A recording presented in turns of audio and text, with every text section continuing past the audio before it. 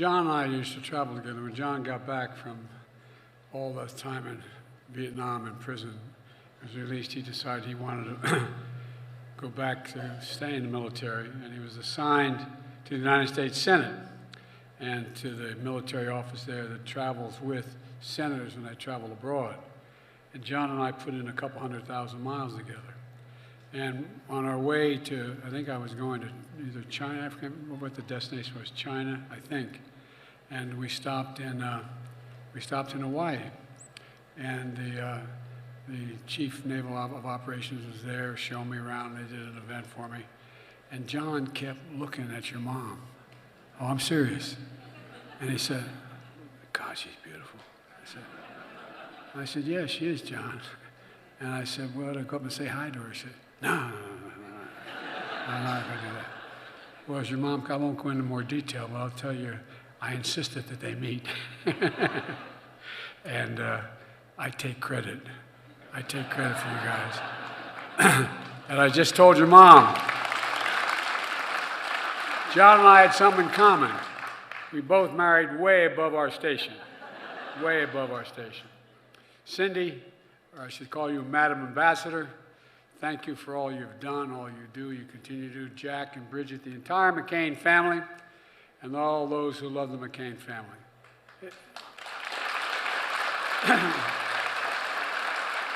Oh, I didn't see you all up there. Whoa! Don't jump, don't jump.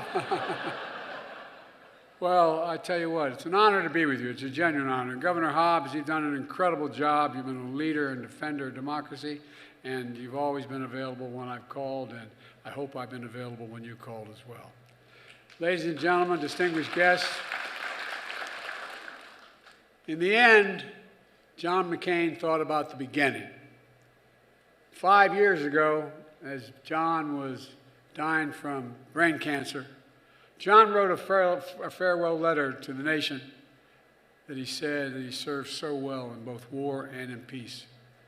His words track back centuries to America's founding and then toward the triumphant future. Here's what John wrote, and I quote, "We are citizens of the world's greatest republic, a nation of ideals, not blood and soil. Americans never quit. They never hide from history. America makes history." And John was right.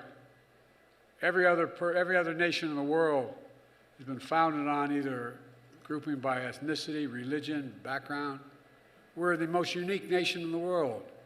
We're founded on idea. The only major nation in the world founded on an idea that we are all created equal, endowed in the image of God, endowed by our Creator to be able to treat it equally throughout our lives. We've never fully lived up to that idea, but we've never walked away from it. But there's danger we're walking too far away from it now, the way we talk in this debate, in this country. Because a long line of patriots like John McCain kept it from ever becoming something other than what it is. I often think about our friendship of 40 years. The hammer and tong debates we'd have in the Senate. We'd argue, we're like two brothers. We'd argue like hell. I mean, really go at one another. Then we'd go to lunch together. No, not a joke. Or John would ride home with me. I mean, we travel the world together. And by the way, when he found this magnificent woman and got married, I'm the guy that convinced him to run in Arizona as a Republican. Bless me, Father. No, but you got to admit, Cindy, I did. I talked to him and I said, John, you can do this job. My only worry is you'll do it too well. But look, running on opposite sides of the nation's highest office when he was running for president and I was on the vice presidential ticket, we still remained friends. The conversation he had with my son, Bo, the Attorney General of the state of Delaware, a decorated major in the U.S. Army, was a guy who spent a year in Iraq, about serving in a war overseas, about the courage and battle against the same cancer. And that took John and my son. 2 weeks ago, I thought about John as I was standing in another part of the world, in Vietnam. I don't want to be, excuse me if it was an emotional trip. I was there to usher in a 50-year arc of progress of the two countries, pushed by John, and I might add, another John, this former Secretary of State, John from Massachusetts, won the Silver Star as well. Once at war, we're now choosing the highest possible partnership made possible through John's leadership. I mean it sincerely. Think about it. While in Hanoi, I visited a marker depicting where John had endured all the pain. Imprisoned 5.5 years, solitary confinement for 2 years, given an opportunity to come home if he just said a couple things. He was beaten, bloodied, bones broken, isolated, tortured, left unable to raise his arms above his shoulders again. As I stood there paying my respects, I thought about how much I miss my friend. And it's not hyperbole. From the bottom of my heart, I mean this. I thought about something else as well. I thought about how much America missed John right now. How much America needed John's courage and foresight and vision. I thought about what John stood for, what he fought for, what he's willing to die for. I thought about what we owed John, what I owed him, and what we owe each other. We owe each other as well, Americans as well. You see, John's one of those patriots who, when they die, their voices are never silent. They still speak to us. They tug at both our hearts and our conscience, and they pose the most profound questions. Who are we? What do we stand for? What do we believe? What will we be? For John, it was country first. Sounds like a movie, but it's real with John. Honor, duty, decency, freedom, liberty, democracy.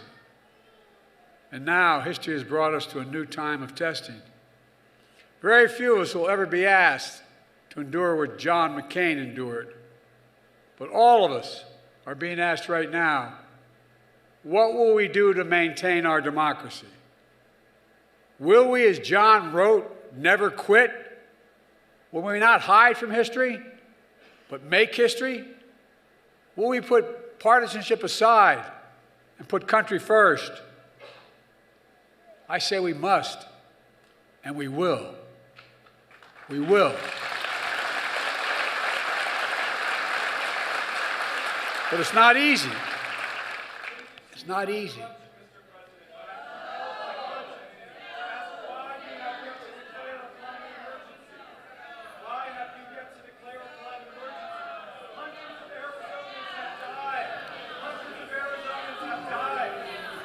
Why don't you wait after, hang on a second. I'll be happy to meet with you after I speak, okay?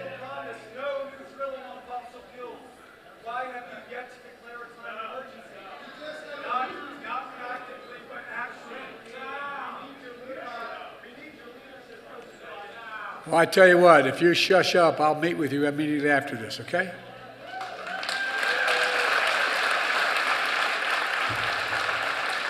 But democracy never is easy, as we just demonstrated.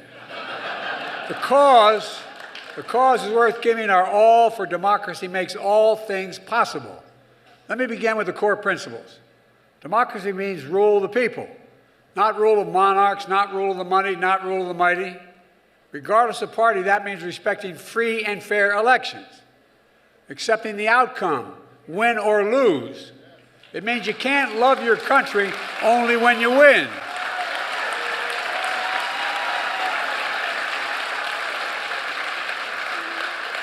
Democracy means rejecting and repudiating political violence. Regardless of party, such violence is never, never, never acceptable in America. It's undemocratic, and it must never be normalized to advance political power. And democracy means respecting the institutions that govern a free society. That means adhering to the timeless words in the Declaration of Independence. We hold these truths to be self-evident. A mission statement embodied in our Constitution, our system of separation of powers and checks and balances. Our Constitution, the bulwark to prevent the abuse of power, to ensure we, the people, move forward together under the law, rather than believing the only way is one way or no way at all. But our institutions and our democracy are not just of government. The institutions of democracy depend on the Constitution and our character, and the habits of our hearts and our minds. Institutions like the McCain Institute and the new McCain Library that will be built at Arizona State University with the funding from the American Rescue Plan, which I signed into law when I came to office.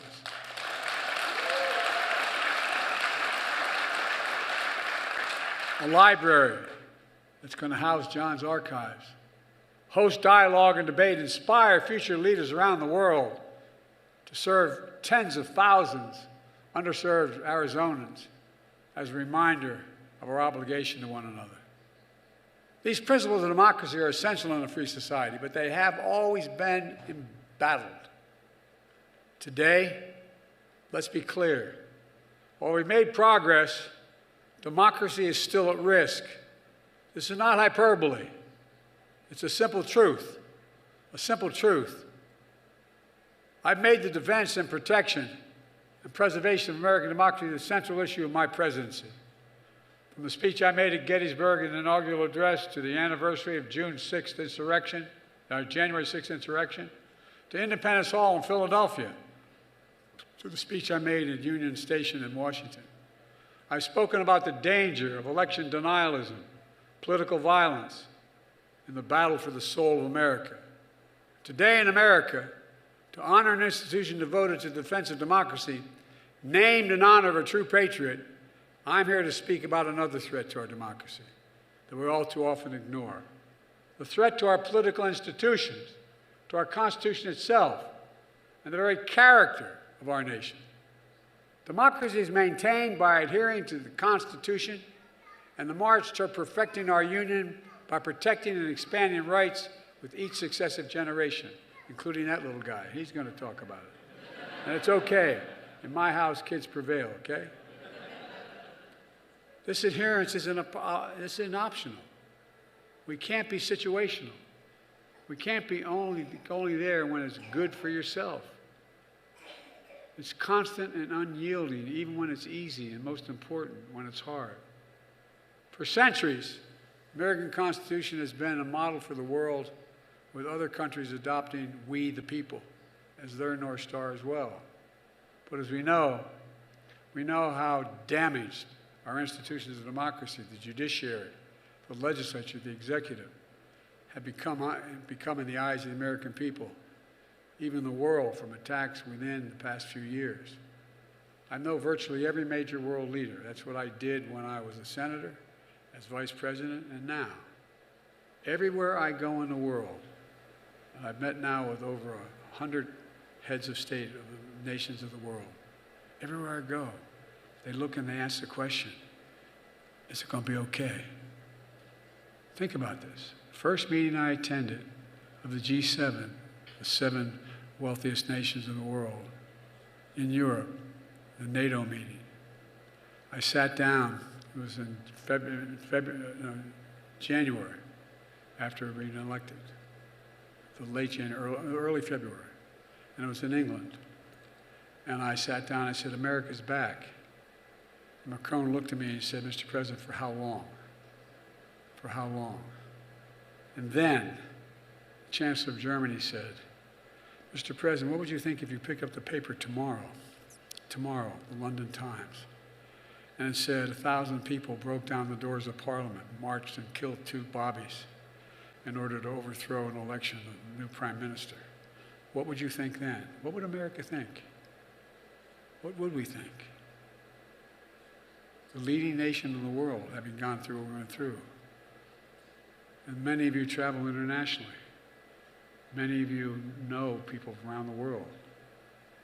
I'd be surprised if you heard anything different than the concern about, are we okay? Is the democracy going to be sustained?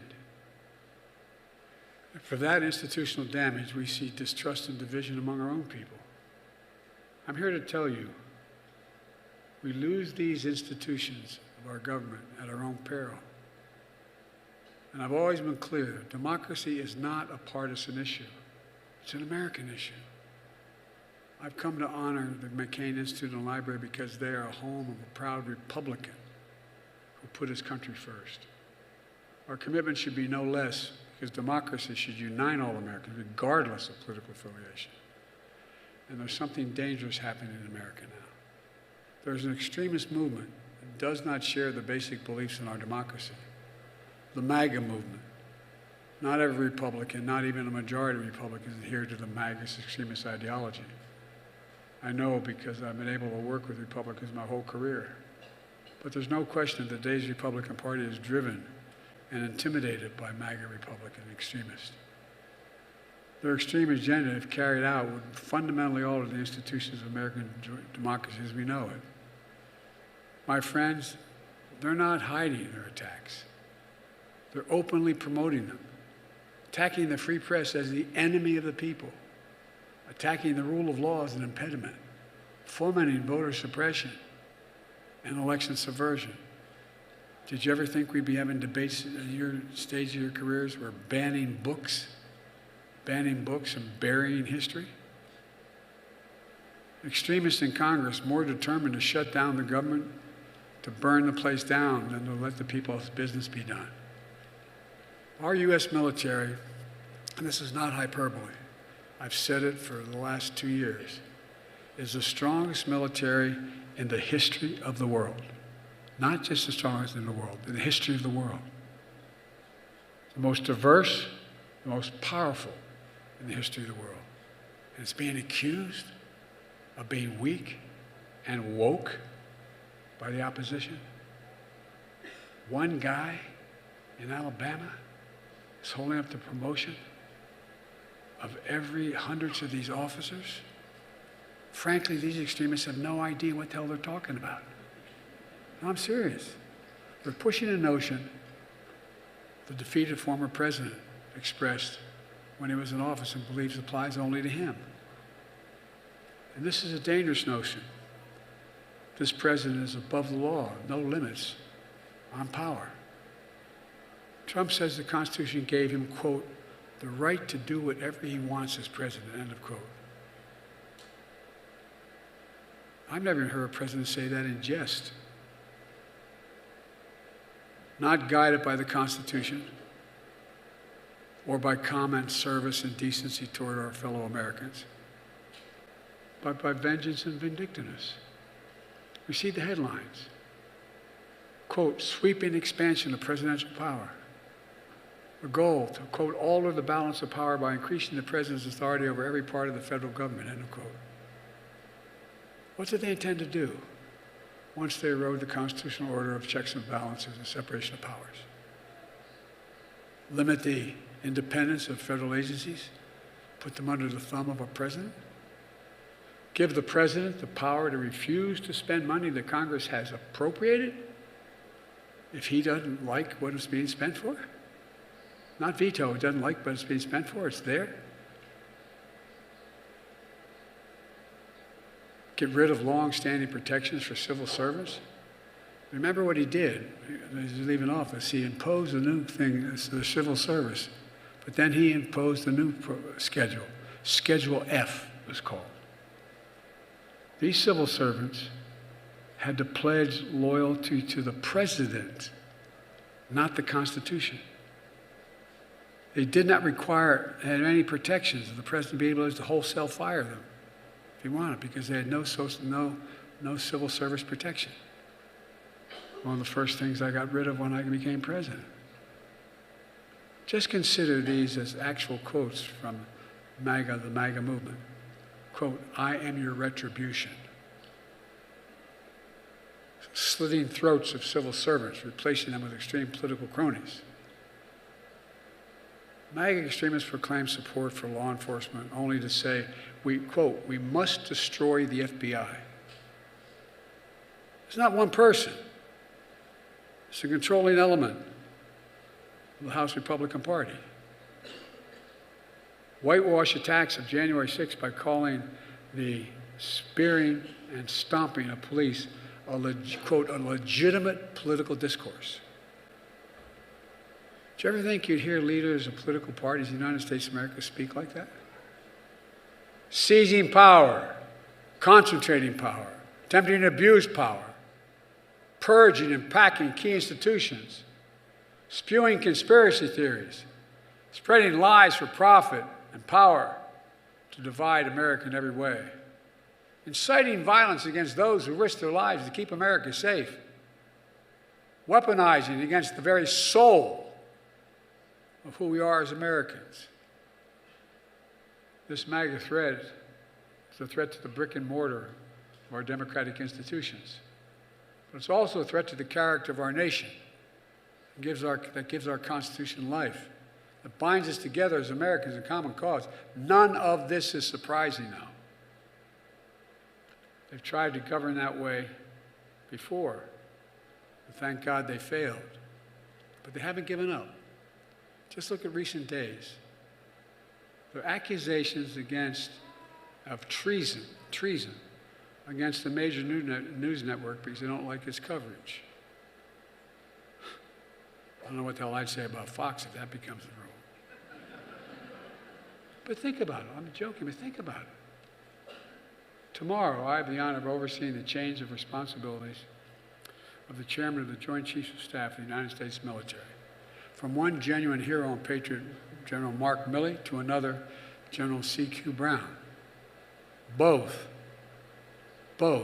defining leaders of our time. And yet, here is what you hear from MAGA extremists about the retiring patriot general honoring his oath to the Constitution. Quote, he's a traitor, end of quote. In times gone by, the punishment, quote, in times gone by, the punishment would have been death, end of quote. This is the United States of America. This is the United States of America.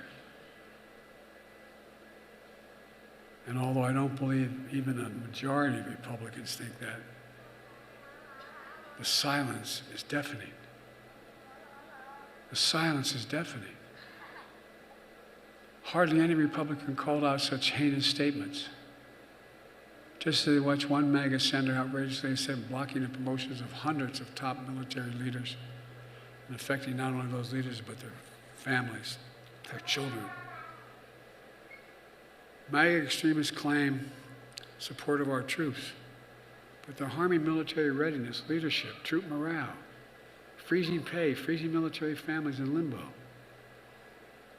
Just as they looked the other way when the defeated former president refused to pay respects at an American cemetery near Paris, referring to the American servicemen buried there, and I've been to the cemetery, as suckers and losers. Quotes. I'm not making this up. I know we all tried not to remember it, but that's what he said. He called servicemen suckers and losers.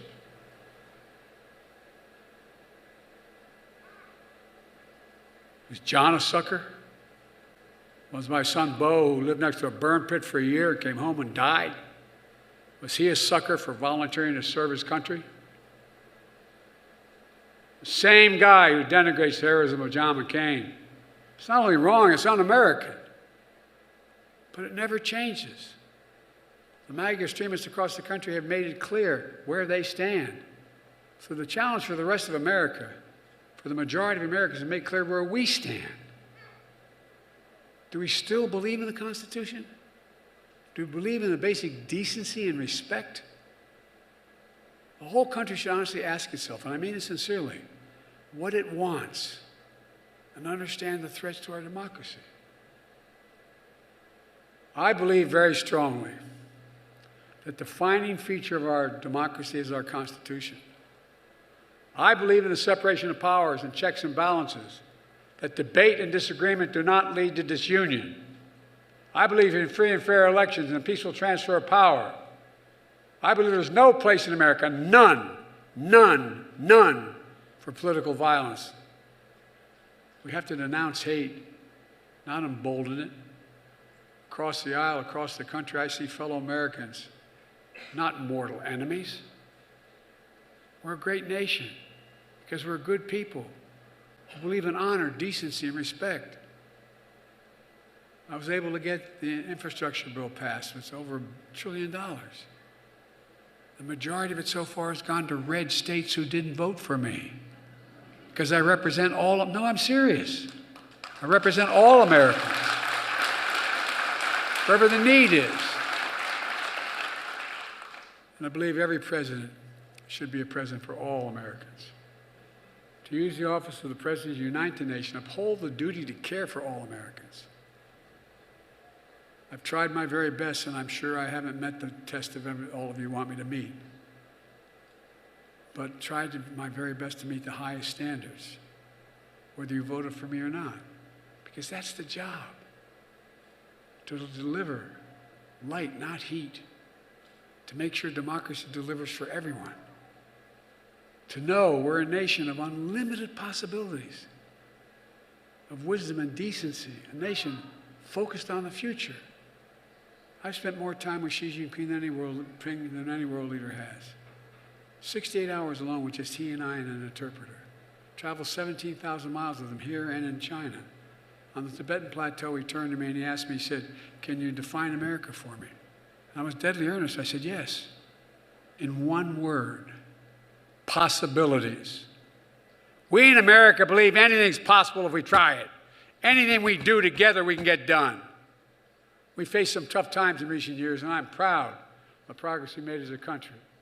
But the real credit doesn't go to me and my administration for the progress. For this progress, the real heroes of the story are you, the American people. And that's not hyperbole again. Which is why I'm asking you that regardless of whether you're a Democrat, Republican, or Independent, put the preservation of our democracy before everything else. Put our country first. Over the past few years, we can and should be proud American democracy, proud of what we've been able to hold on to. We can't take democracy for granted. Remember when you were in high school and college, if you took political science, it said every generation has to protect democracy? I used to think that that was just a saying. But here I am as President of the United States of America, making this speech about my fear of the diminishment of democracy. Folks, every generation has to be vigilant. You know, toward the end of my Senate campaign, I convinced Strom Thurmond to vote for the civil rights legislation. Not a joke. And I thought, well, you can defeat hate. You can't defeat it. You just bury it. When someone comes along and lifts up the rock and breathes a little oxygen in there, it comes roaring back. It comes roaring back. We should all remember, democracies don't have to die at the end of a rifle. They can die when people are silent, when they fail to stand up or condemn the threats to democracy. When people are willing to give away that which is most precious to them because they feel frustrated, disillusioned, tired, alienated. I get it. I really do. I get it.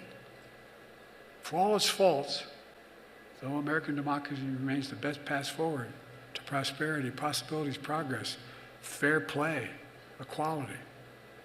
And democracy requires all of us and all the major parties. You matter. And again, I'm not just trying to be nice here. You matter. All of you in this auditorium.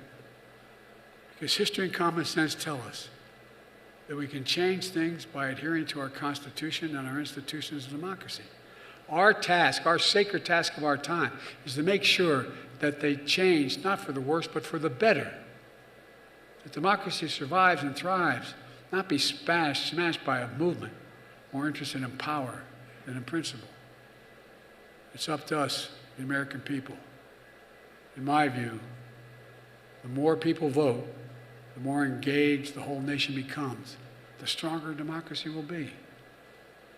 So the answer to the threats we face is engagement. It's not to sit in the sidelines. It's to build coalitions and community. To remind ourselves there's a clear majority of us who believe in our democracy and are ready to protect it. To the students here today, the young people across the country, You're the reason I'm so optimistic.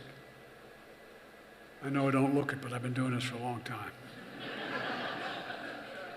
But all kidding aside, I've never been more optimistic about America's chances in domestic and foreign policy as I am today. I really mean it. Because the young people, 100,000 students at this university and all across America, they are the most gifted, the most tolerant, the most talented, and the best educated generation in American history. And it's your generation, more than anyone else's, who will answer the questions, the legitimate questions the young man asked me a moment ago I'm going to meet with. Questions for America. Who are we?